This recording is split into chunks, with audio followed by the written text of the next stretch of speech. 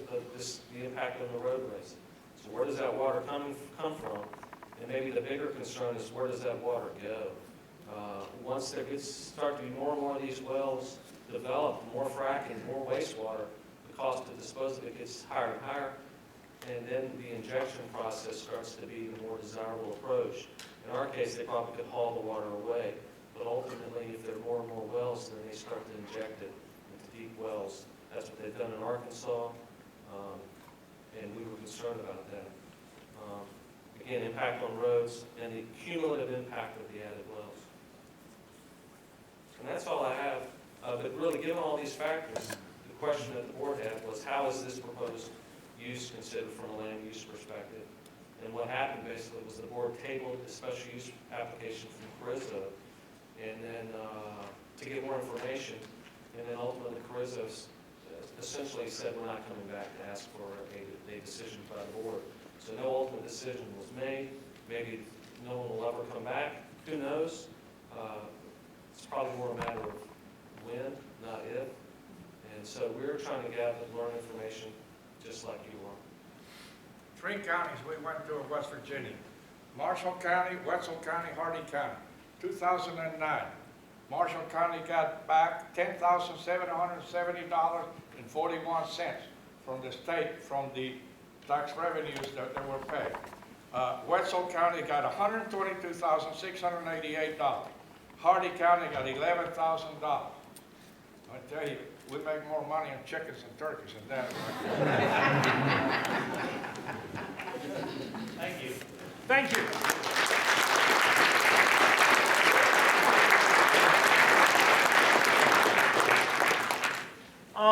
Let's take some questions, unless all questions are answered. I'm just good. I just got a couple of questions. Yes. Certainly there are a lot of concerns that you guys have pointed out here. Pennsylvania and some of these other places are making out economically extremely well. They seem to be controlling it well. Are there any studies that are coming out of those organizations and state governments that one could point to that could give people like us an opportunity to become educated on this? And secondarily, I'm really reluctant to put a negative face on something like this until we really understand what's going on. But you do raise a good question. How do we get our arms around this, as Rockingham County has tried to do? And it seems like as if they ran them off, and perhaps successfully well. And maybe they need to be run off. But I don't think that that's the right approach to sound judgment for this kind of an operation whenever you really can't stand to benefit substantially economically for the whole region. The question was, pardon? Oh, wait, no, no, we're not going to get, I'm sorry, ma'am, we've all got our own opinions in here, and we're not going to get into a running debate, because, you know, it's just not going to happen. So the question was about the economics and about the economic studies. I would encourage you to go online. I know that there have been numerous studies, and you know, as with a lot of studies, it depends on who funds it as to what conclusion it comes to. You know, certainly I know that some individual landowners have done very well. I also know that there have been some studies in terms of cost of impacts between roads. I saw one study in rural Pennsylvania for the heavily fracked counties versus the unfracked counties, and the amount of heavy truck accidents, large truck accidents, had gone up. The amount of disorderly conduct arrests had gone up, and actually the rate of sexually transmitted diseases had gone up. And just because there were people coming in from out of town, they're roughnecks from Oklahoma, they work a 2-week shift and they get off. Sorry, they are no longer working. We didn't close the door. We didn't close the door to Rockingham County. We asked a lot of questions, and we were very disgusted with the manner in which the state agency handled the whole process. We tabled action until somebody, you know, answered questions and give us some guarantees. But ultimately, what I would say is that you and that your elected officials need to look at those studies and sift through and find the wheat amongst that. Yes, sir. One of the things I was going to mention tonight, there is a study by the United States House of Representatives on Energy and Commerce, produced in April of 2011. It is called Chemicals Used in Hydraulic Fracturing. And that's one of the concerns that I have is this fracturing fluids. So, I mean, I think everybody should educate themselves, and so I would recommend that it's just called Chemicals Used in Hydraulic Fracturing, April 2011, U.S. House of Representatives Committee on Energy and Commerce. And it's quite revealing as to what does take place with some of the fracturing process, even though there's many more studies out there. Thank you. I'm going to go around here, and then we'll get. Yes, sir.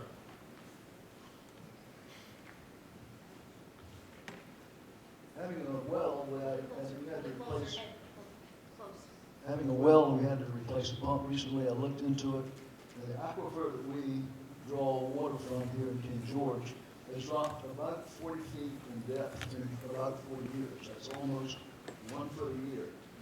So indeed, we've got to protect the use of that water, as you spoke early on. Secondly, if we look at what this aquifer has done for us, President George Washington, James Madison, James Monroe, Robert E. Lee took some of their first water from this aquifer. We cannot take the chance in polluting it in the future, people from this northern neck area. At the same time, we know how important energy is to our country and how much the oil that we had to import in the past is bad. It's true that gas, natural gas, is good for transportation that doesn't pollute as much as petroleum fuels. Now, I have read that they not only can use nitrogen, but they can use propane to get the gas out, and then reuse that propane when they pump out the natural gas at the same time. But maybe there's another way.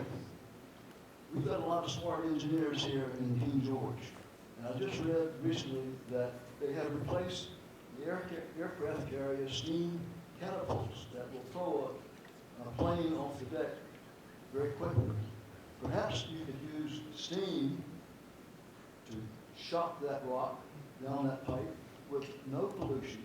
And maybe somebody here at King George can come up with some ideas that if we do need to do it for our energy future, we can do it in a cleaner, better way. Thank you. And the one thing that I will say is that my understanding of the geology, and I admit I'm the 101 guy, but they need to drill and explore before they can kind of say it's a nitrogen play or it's a hydrofracking play. They need to understand what the shale is and how the shale reacts, and there's a lot of sort of tweaking going on. So your idea might be right, spot on, but I don't know that anybody can say until they do a little bit more. And I would just say this, nitrogen cannot be used in all locations. As with Rockingham County, nitrogen was not a possibility. It all depends on the geology. Question? Okay. I have a quick question for Mr. King. I was wondering where DEQ was in your process. Was their Carrizo's application for the special use permit supposed to trigger your going to DEQ for the environmental impact assessment? We don't have to have an environmental impact assessment in our area. It's not required. DMME, It's not required. if they consulted with DEQ, it wasn't apparent to I us. remember seeing when your boss was showing us the slides, I thought that was from the state code. But when we call any of those agencies, and we ask them, have Mines and Mineral contacted you folks, and did you have any input in the permitting process? Game and Inland Fishery, VDOT, FEMA, DEQ, all of those folks says, no.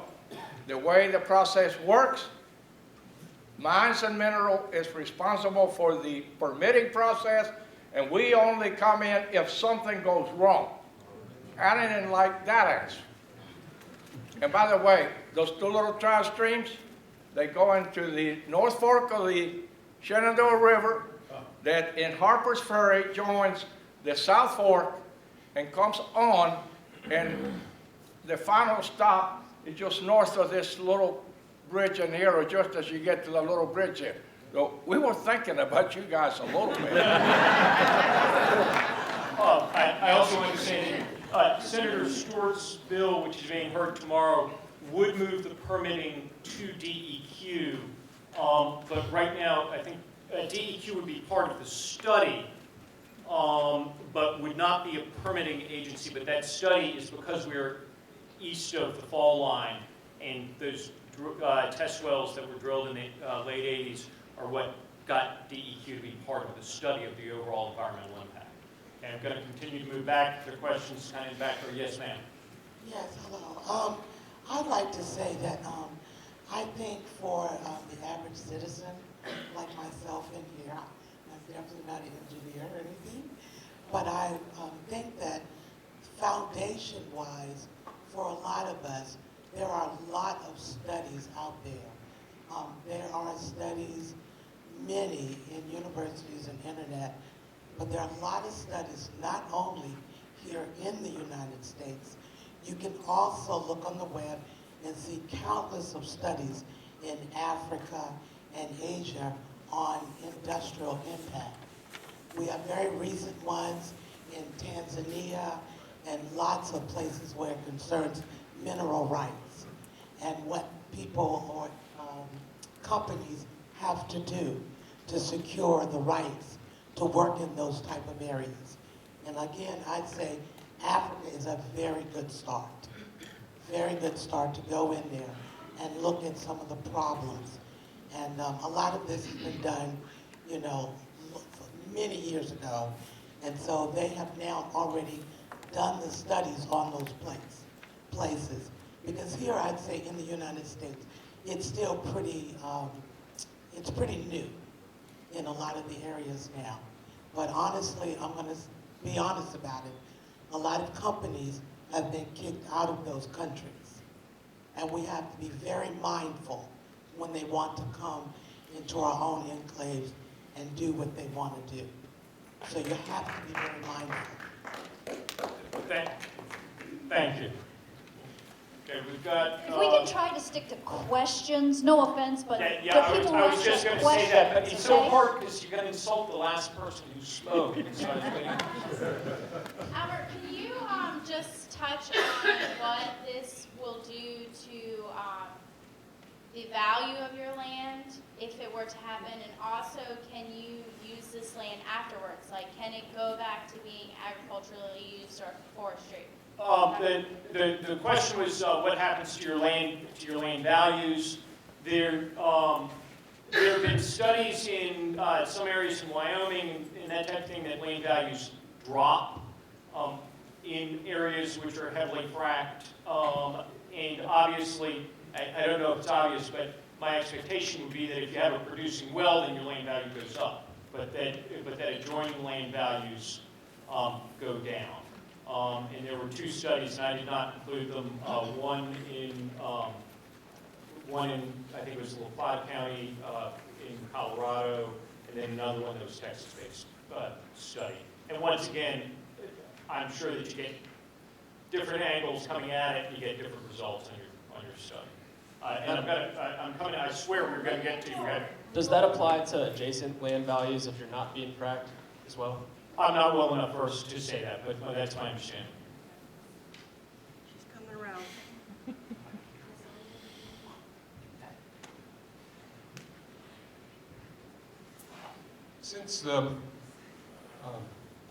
Since drilling anywhere in the aquifer could affect us anywhere in the Taylorsville Basin, do we know how many sites are already situated in the basin? And the second question is, and since this is affecting both Maryland and Virginia, do we have any group that's trying to coordinate activities between all these counties? Maryland has effectively a ban in fracking, is my understanding. It's essentially, I was looking for my attorney's Moratorium. Moratorium. Thank you. While they study the issue. While they're doing the study. My understanding is that was primarily because of the Marcellus region out in western Maryland, but that we're under the moratorium period, and so it applies to the Taylorsville Basin as well. In terms of the number of sites, I don't think you can actually assess that until they drill exploratory wells. One of the things, from a single pad, you can drill multiple wells. And then if you go out a mile in different directions, then you can minimize your footprint there, but since you can't drill under somebody's land unless you have permission, then the wells might be spaced further apart. So it's really, I don't think until they get down there and figure out more about the state of the shale and how the technology interacts with the shale that can be a question that's answered. I'm not trying to avoid it. I'm a politician. I'm a reformed politician. I'm good at avoiding questions. I'm not really actually trying to avoid that one. That was supposed to be a joke. Okay to laugh. Yes, sir. I want to ask a question. What kind of interests me and concerns me is the amount of money they have to set aside for bonded insurance. $25,000 wouldn't even cover an automobile accident nowadays. I mean, can King George County say, look, that's too low, we want more? And if they don't get more, they should be able to say, the liability is too high. Remember that this is a General Assembly action, okay? And what has happened for the General Assembly, with all respect to our friends in the General Assembly, they don't have to go and look at those people in the eye like I do, okay? And this is a way to promote business and industry and make large amounts of income to the state in the form of taxation. So it is not in their best interest to make it an unattractive, proposition for these folks to come in. Okay, that's one of the things. But does the state law trump county law? Well, it does unless the county is already right now, the state would have to do away with the land use authority by all counties.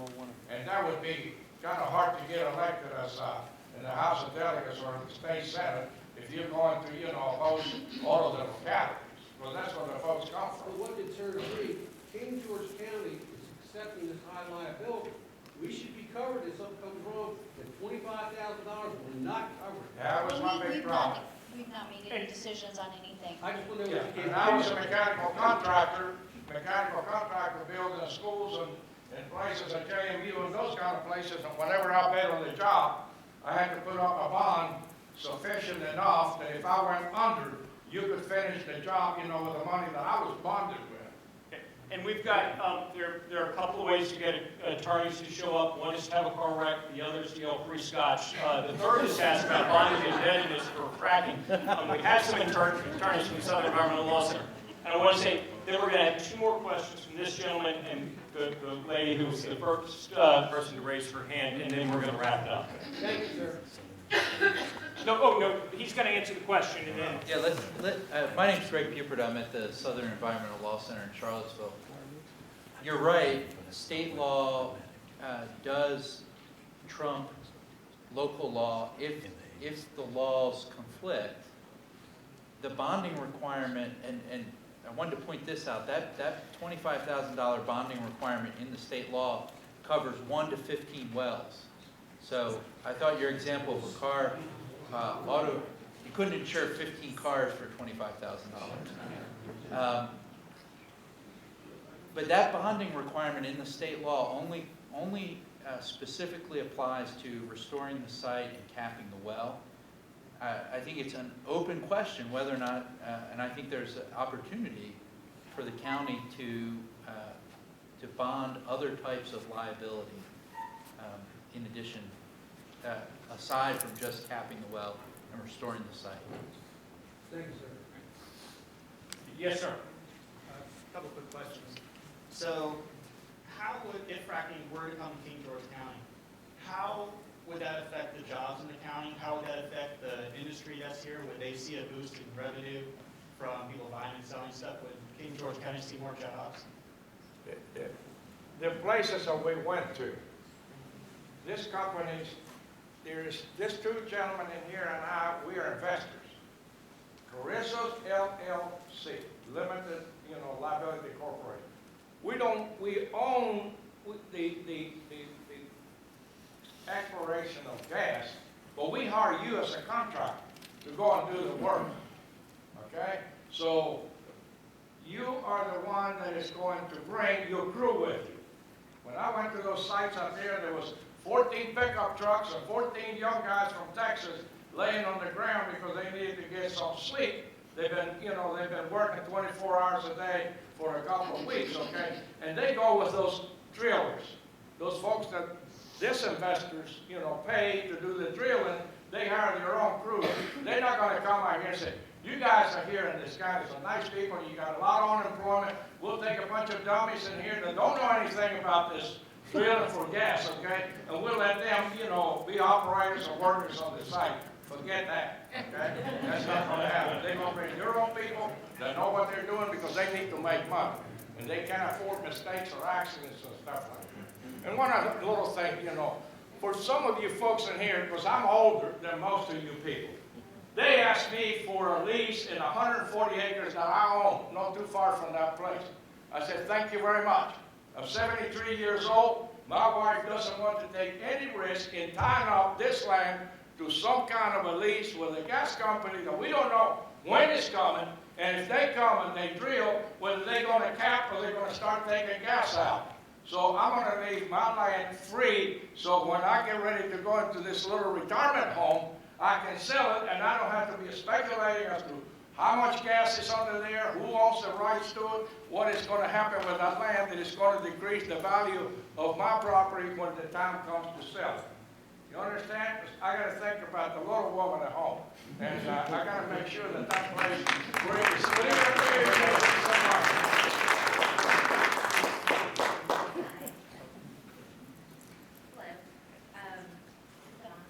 I'll repeat the question. My question is I had spent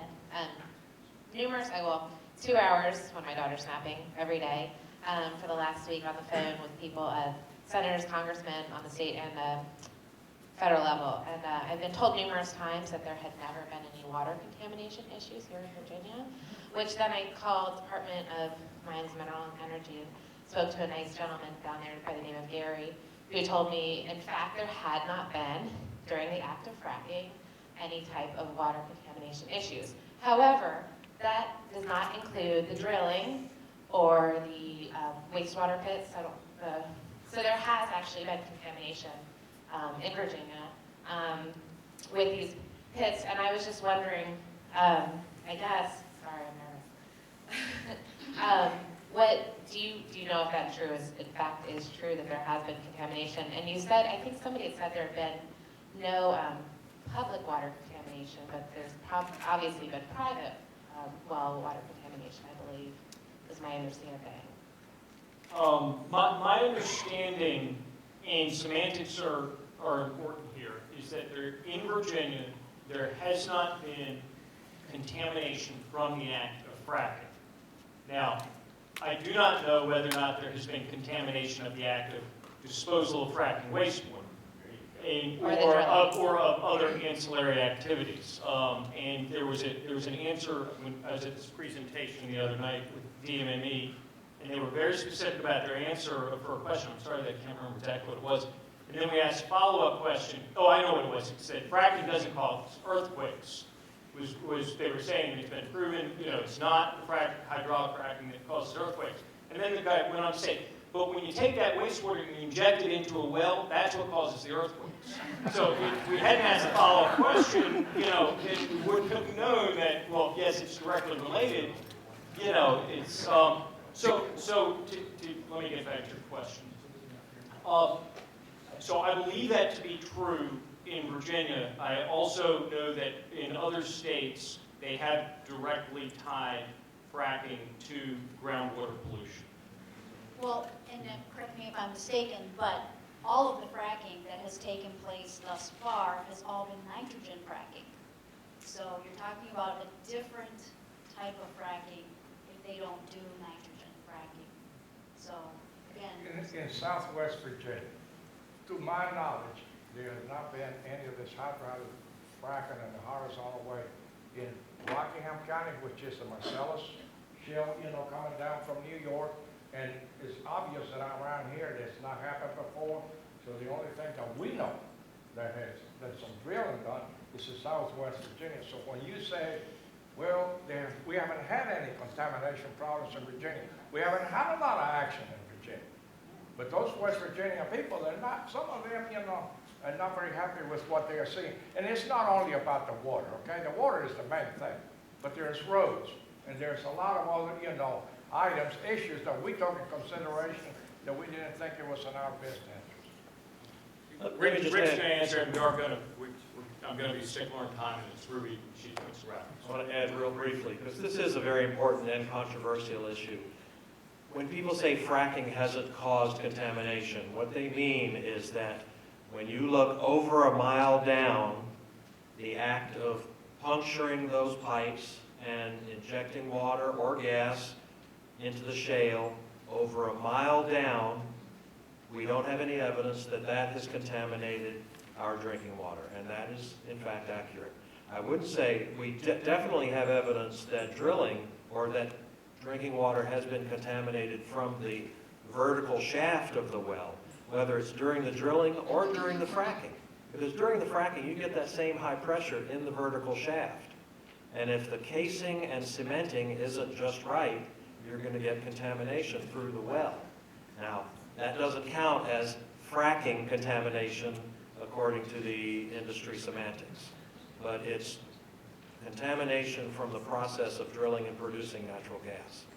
Now, there was a headline just about a week ago that AP put considerable amount of resources into studying reports of groundwater contamination in half a dozen, 4, 5, 6 states in the country that are producing a lot of natural gas.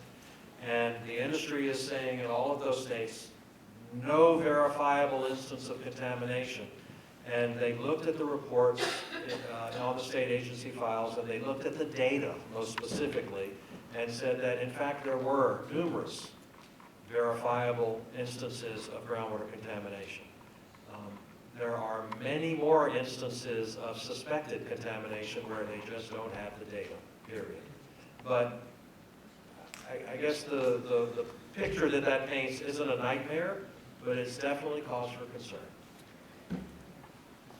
All right, I said I was a stickler, and I just talked this gentleman out. He had a great question. It was about local hiring versus local economic benefit, and he generously agreed to withhold that question until the next forum tomorrow night. No, just kidding. But first of all, I'd like to thank Mr. King, Mr. Brabo, folks from Southern Environmental Law Center, Rick Parrish, and Mr. Cooper. If we can give them a round of applause.